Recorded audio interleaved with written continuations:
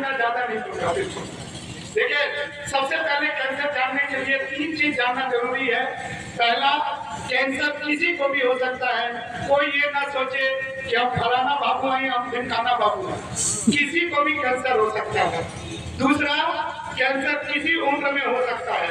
1 महीने का बच्चा भी हमारे पास आता है और 80 साल का वृद्ध भी हमारे पास आता है। और कैंसर शरीर के किसी भाग में हो सकता है, सिर से लेके पांव तक। अब हमको और आपको कैसे पता चलेगा?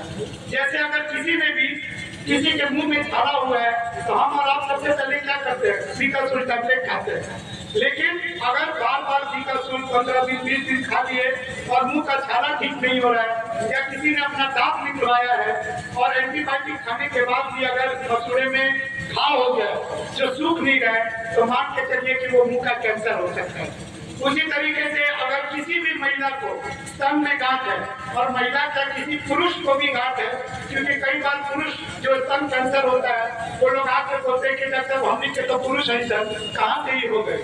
इसीलिए मैं कहता हूँ कोई महिला हो या पुरुष हो, अगर स्तन में गांठ है तो वो कैंसर की गांठ भी हो सकती है। किसी को भी बार बार खांसी हो रहा है, खांसी बलगम आ रहा है, खून आ रहा है, वो ठीक नहीं हो रहा है, तो टीबी के साथ साथ ये फेफड़े का कैंसर भी हो सकता है। बार बार आपके रास्ते, लैट्रिन के रास्ते किसी को खून आ रहा है तो सामान्यतः लोग समझते हैं कि बवासीर हो गया है, लेकिन ये अतरी का कैंसर भी हो सकता है। किसी को भी अगर पेशाब के रास्ते खून आ रहा है तो किडनी का या पेशाब की थैली का कैंसर हो सकता है। किसी भी महिला को जो 45 साल के ऊपर की महिला है जिनका मासिक आना बंद हो गया, उसके बावजूद अगर उसको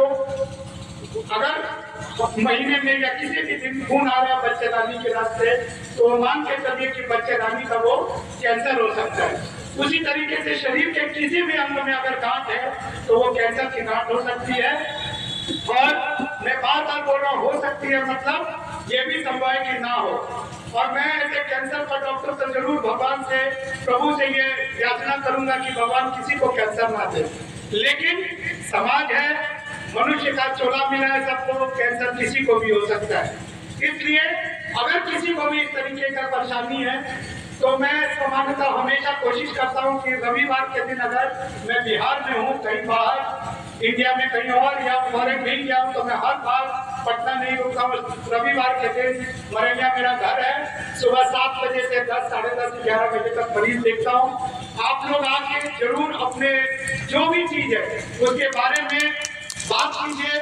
और बाकी सोमवार से शनिवार 5वां तल्ला एम्स में OPD building AIIMS Patna 5D D for Delhi 5D में सुबह 9 से 5 बजे तक हम जरूर मिलते हैं। आप वहां आए, अपना जो भी समस्या उसका बताएं। फिर मैं कहता हूं भगवान न करे किसी को कैंसर हो, हम जांच करवाएं, जांच में अगर नहीं मिलता है तो आप खुशी खुशी घर जाएं। और अगर किसी को कैंसर निकलता है तो वो अपना इलाज समय से करवाएं। और मुझे खुशी इस बात की है कि इस मेरे 5 साल के प्रयास में दिसंबर 2024 में मैं एक अपना फिर से शोध का काम किया, और कम से कम सारण कमिश्नरी से मैं आप लोग को कहता हूँ कि अब लगभग 55% जनता मेरे पास पहले और दूसरे स्टेज में आने लगी। जब मैं ये गांव ये मुहिम लेके चला था तो शुरुआत में लोग बोलते थे, मुझे अभी भी याद है कि एक डॉक्टर लोग इतना बड़ा डॉक्टर ही काहे खातिर ये सब गाँव आके पेड़ के छांव में बैठ के ये सब कार्यक्रम करेंगे।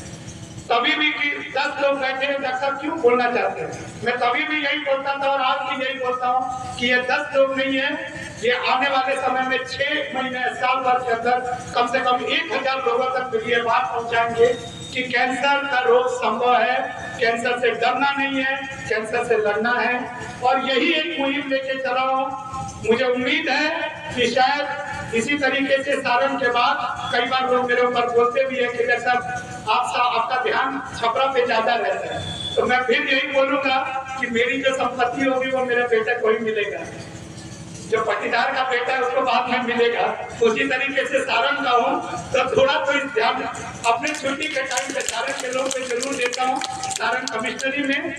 और मैं पुनः इस मंच को, सभी लोगों को मैं पुनः बहुत बहुत धन्यवाद देता हूँ कि आप लोगों ने इस ब्रह्मर्षि कुल गौरव सम्मान से मुझे सम्मानित करने के लिए योग्य समझा। सभी अभिभावकों को पुनः धन्यवाद। जय भारत, जय भारती। समाज है। इसलिए मैं आप सब लोगों से एक आग्रह करूंगा, सब लोग मुट्ठी बांध के बोले जय